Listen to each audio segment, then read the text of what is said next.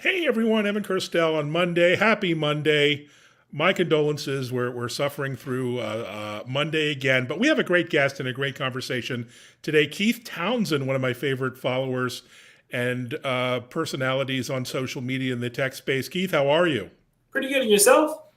I'm doing well, all things considered. You may see the snow and the rain and the wind out here in Massachusetts. But introduce yourself, Keith, to our audience. Who is the CTO advisor and where are you? So where I am is a place that hasn't gotten snow, any significant snowfall this year, Chicagoland area, which is surprising, right? It's January 23rd, It's and we bizarre. and other than the big freeze, we got a few inches of snow back then, and we haven't gotten much snow. So I don't know if I can say I miss snow. Uh, Well, I'm not sure I miss it either. But we're in the same climate, but we're also in the same tech climate. I'm more in the marketing and buzz front. You're a real practitioner of in IT as well as a consultant advisor. How do you describe what you do at the CTO advisor? You've created a fascinating role for yourself. yeah, so I do have to borrow some of your tech marketing buzz. I do some marketing, but I've had a long career, over 20 years on the delivery and customer side of enterprise IT, where I cut my teeth doing the help desk back in 1990 something, and then eventually moved up the ranks to eventually become a management consultant back in 2010, Oh 2012. wow. And then that kind of broke my streak of hardcore techism, where I was known back then as virtualized geek. At do blog posts about how to put virtualization inside of virtualization so you can get certified, to kind of this more management focused view of enterprise IT. Still worked in the end user space for quite some time. Then I decided that, what, I'm done with the race. Those who can't do should probably teach. So I spent most of my time creating content and talking about the opportunities and challenges with enterprise IT. So much so the last time I saw you, we're on a road trip in 2021, where we circled the country in our RV, kind of spreading the gospel of the CTO advisor. We stopped by and we did a quick interview at up in Normandy Farms, not too far from you. That was amazing watching you on that journey and meeting you in Massachusetts. And the most novel thing happening in our industry. No one does fun stuff like that. That was amazing. We're used to boring PowerPoints and white papers, so we don't do road trips. Yeah, So I have to do my share of boring white paper. The okay, road trip is a nice road. there's still a road for that. Um, So talk a bit about where we are in enterprise tech in January. We're in the midst of what appears to be this meltdown in terms of employment layoffs, downsizing, et cetera. We're both on the older side of people in this industry. We've seen a few things on bubbles bursting. But what's your read on the current state of the industry? Yeah, it's a really interesting climate, right? We hear so much about layoffs. My daughter just stopped me before I came in here, and was just talking about all the folks at Google doing Mm. TikToks about their layoff experience. And we're headed to this massive recession that seems to mainly be tech stock driven or tech driven. Microsoft, Google, Twitter, Meta, the list goes on. Citrix had a really difficult set of announcements a couple of weeks ago, but we're mainly only seeing that in the tech industry. We're not seeing it in manufacturing, in finance for the most part. I know Goldman Sachs had some, but again, that was some bad moves they made on their side. But mainly, this is all has been kind of tech driven, which, as a person who's on the enterprise IT side of technology, makes me a little curious how this is going to impact serviceability of enterprises moving forward. It's a really strange market. Yeah, so I mean, enterprise tech has always been about, on one hand, cost cutting, on the other hand, applications productivity. Do you think the balance is shifting towards the cost cutting, the ROI, the shaving, man hours, all that side versus the upside of tech? Is it now all about how to get more, cheaper, faster, better? Do you think? Yeah, if you would have asked me a year ago, it's all about getting, the business capability. How can we transform digitally, become a digital first organization? And there was an open principle. If you wanted to do this process in enterprise IT, where it's called lift and shift, basically do what we're doing today in the data center and do it the same way in the public cloud, very cost inefficient way to consume cloud, but extremely agile. While I'm doing the same thing that I was doing on my public data center, I can do it faster. So I can do the wrong thing a lot faster. Doing the wrong thing a lot faster while I have jokingly say that enables you to get to either the no faster or to a pivot faster. And now I'm seeing less patience for that. I'm seeing a lot more anecdotal stories about people bringing workloads out of the cloud. They're not stopping the adoption of cloud, but they are slowing down kind of in the innovate at any cost piece. They're saying, you know what, where is the best place for IT to do what they do traditionally, which is to reduce risk and maintain cost. That's a great point. And you're our guru of all things cloud. I turn to your blogs for a lot of insight.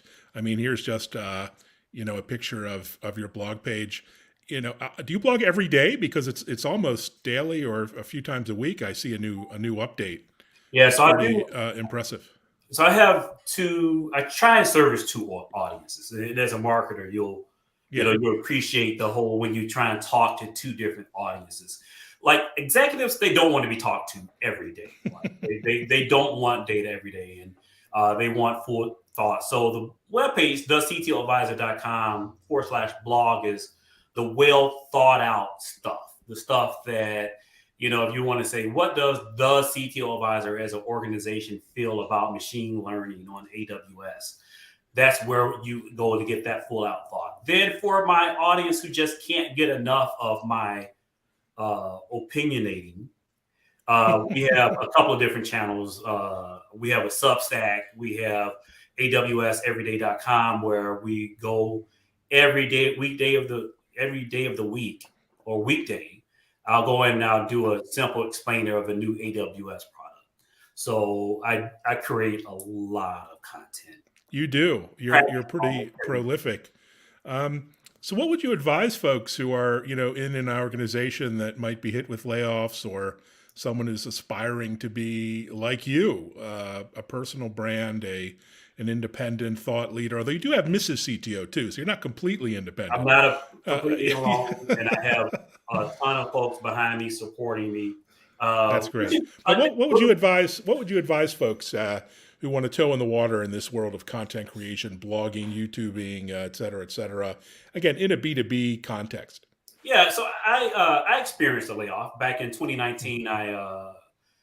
It's funny, late 2018, 2019, I got scared and stopped the CTO advisor temporarily, went to go work for VMware and loved the job. And then VMware classically reorgs the last week of January. And had the unfortunate experience of being in that category of folk, which is humbling in a sense, but empowering. So, a message to the folks who have gotten laid off from one of these mega tech companies: you are still that guy or gal or person that got hired way back when, even if way back when was just 3 months ago.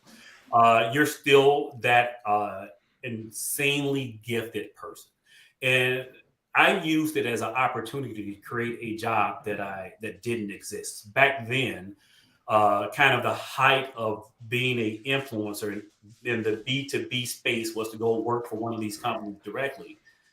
There's a huge vacuum being left by a lot of the traditionally enterprise IT or B2B rags that have failed because the business model isn't there anymore. Evan, you know this. The people are looking for voices, whether they're this deep voice that I have, or some lighter voice, or someone who doesn't even verbally speak and just writes or creates uh, written content or video content. There is an insatiable amount of demand for a translation to be done between those looking to sell business services and those looking to buy business services. So I would say to start, just simply start putting your voice out there. Start writing a blog post, a YouTube, a Substack, a podcast. It's so insanely easy to start these days that just simply starting the process, taking the first step of creating content, I would encourage anyone to hit that easy button. Absolutely. And I would concur with that. And people are looking for authentic voices, and you certainly are one. Let's shift gears a little bit, talk about some areas in enterprise tech that get a lot of attention.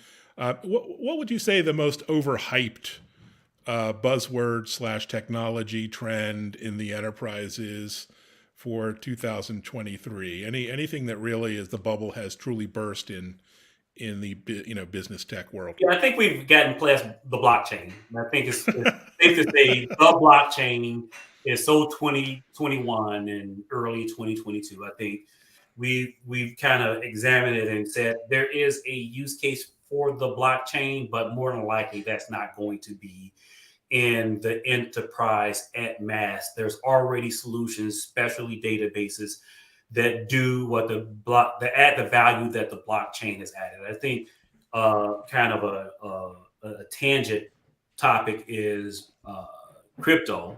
And we've seen that not just, you need more than just technology, you need actual trust. And blockchain does not uh, uh, automatically equate to trusting a organization that's producing records onto the blockchain. So blockchain And yeah, problem. and identity. We thought it was going to solve for identity. We Yeah, we haven't thought we seen were going to that yet. solve for identity. Like Yeah. the bottom line, at the end of the day, you have to trust that the person writing to the blockchain is the person or the entity writing to the blockchain, and that just you need more than technology for that.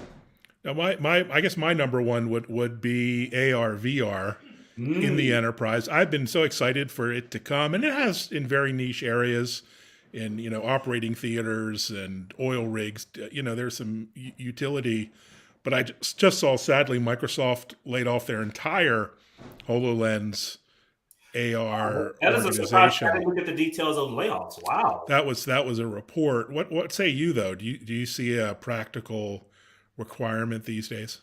Not a mass to support an entire industry. We bought Yeah.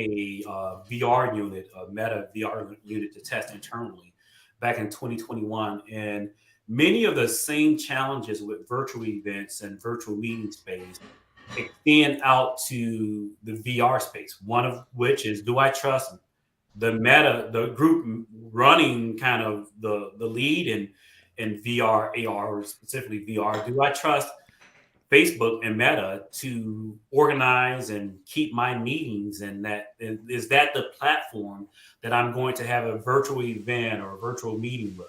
And then AR, which seems extremely promising.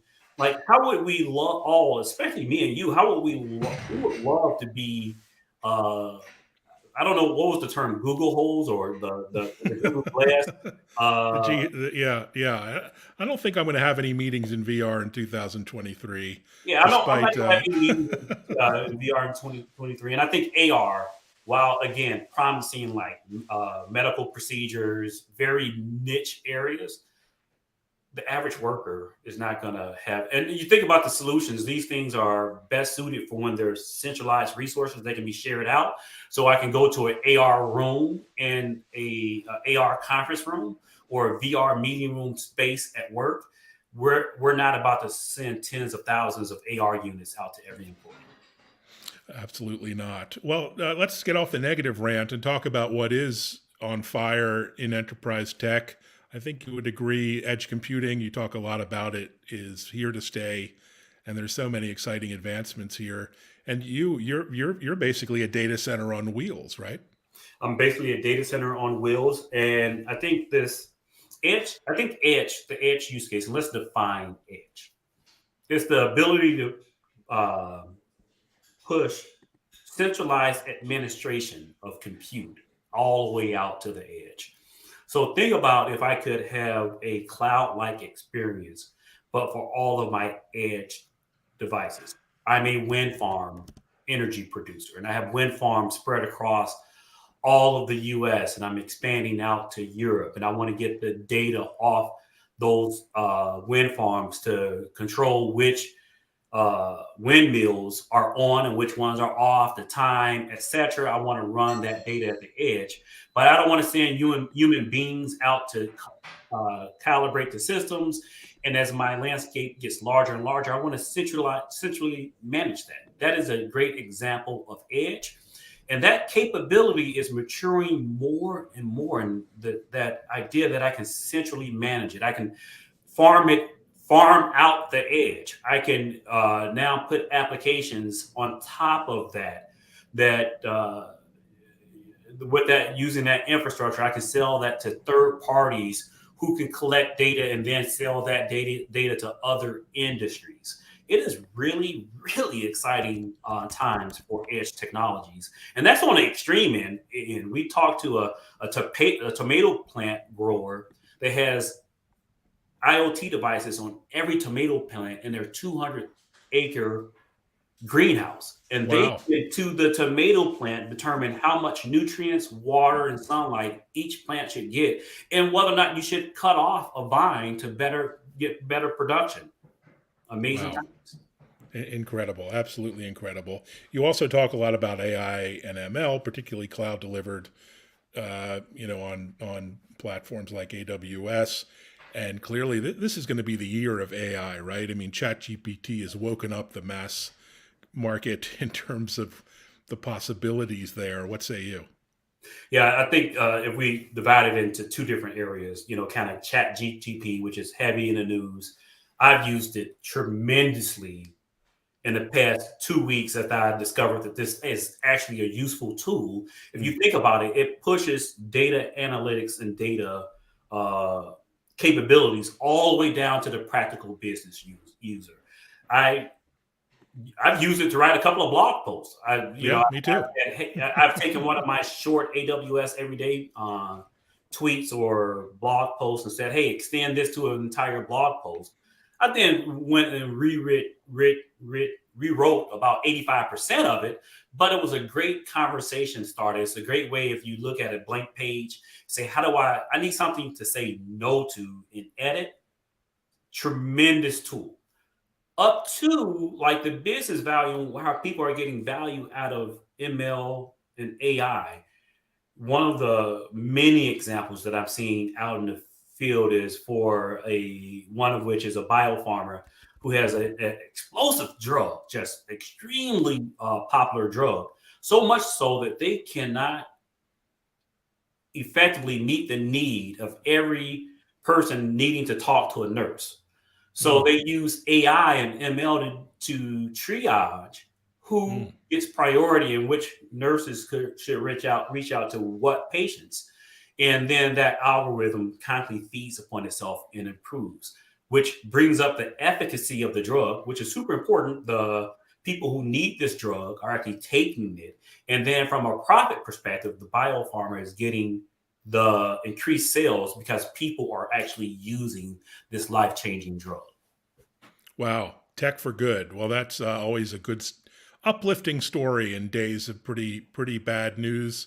One thing I'm really excited about, as you are, you look to automation to sort of streamline your business, and as do I personally. But enterprises are really adopting our automation, RPA, process mining, and other tools to do more with less, and to enable their staff to get away from the drudgery of expense reports and internal processes.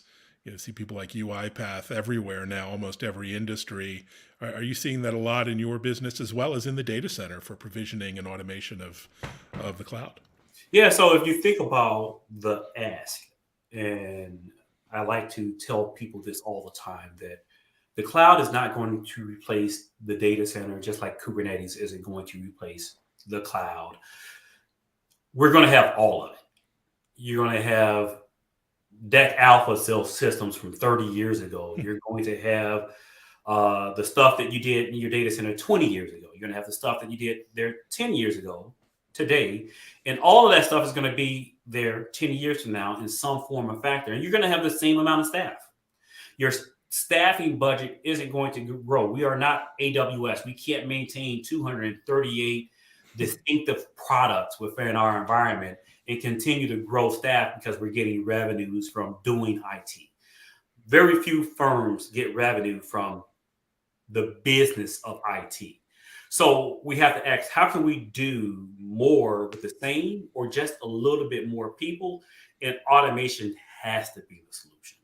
We can't continue to handcraft the configuration of network devices when there are perfectly capable systems that can do it similar to GTP. This is where I'm getting excited about chat. So I can tell a chat system that is oriented specifically for networking to say, hey, write a configuration for a connection between me and Boston for this time period with these requirements. And I don't have to take a 30-day course in order to do that. Oh, I love it. I love it. AI It actually, I saw a nice chat GPT script to create PowerPoint presentations, which can be written in code. Then you download it to PowerPoint and Bing, you have your presentation. Who hates PowerPoint? Raise your hand. So literally, many. I almost did that this morning. So that is a great use case. I'm glad you confirmed that that's possible. Just say, hey, write the XML to create a pretty cool presentation. So I guess the final topic I'd love to touch base with you on is security. We're not going to see a slowdown in security spending this year, are we? Because the implications are just too great, and the threats are too real, right? No, we're going to see land grab when it comes to security. We're going to see more tech firms as they look at ways to differentiate their solutions from others to say that they are now a solutions. They're now a security solution. I've seen this in the data protection space where data protection companies mainly worried about backup and recovery. Now they're saying, hey, if all of your data is in your backups, you can now scan those backups for malware where and help prevent and have security in depth, as we call it. So not only are we not going to see a slowdown in spending, we're going to see solutions that we would not have considered security related solutions, security related, like Amazon's Code Guru, which is code review, is not just looking at how do you run code more efficiently, but how do you ensure that the code doesn't have any obvious security vulnerabilities in it. So we'll see it. So that's the mix. I just gave you a 2-for-1. We gave you, or 3-for-1. We gave you cloud, AI, and security. I love it. Well, on that note, what are you most excited about this year? Any events or other travel that you're looking forward to over the next month, 2-3 months? So we have a stretch goal. I'll put it out there. There's AWS reInvent at the end of the year. Last year we took our RV, our Airstream, drove it all the way from Chicago to San Francisco. That was amazing. Poured it onto the show floor of VMware Explorer. I remember seeing that. Goal is to get a sponsor to sponsor us to do that at AWS reInvent, where there will be 60 to 70,000 people who get to experience the CTO Advisor Flying Cloud at the Premier Cloud Show of the Year. So that's our stretch goal for the year. We're putting it out there that the goal is to pull the CTO Advisor Flying Cloud onto the Premier Cloud Show of the Year. All right, come on, folks. If you're watching, you're listening, sponsor Keith. I mean, this guy deserves your support. He's an industry insider and he knows his stuff. So it's rare that you see that all in one person these days. Well, thanks so much, Keith. We'll have to do this again. It's been really fun catching up, and keep up the good work. Onwards and upwards. I so appreciate you inviting me on. It's always an honor. See you on the Twitters. All right. Catch you there. Bye, everyone.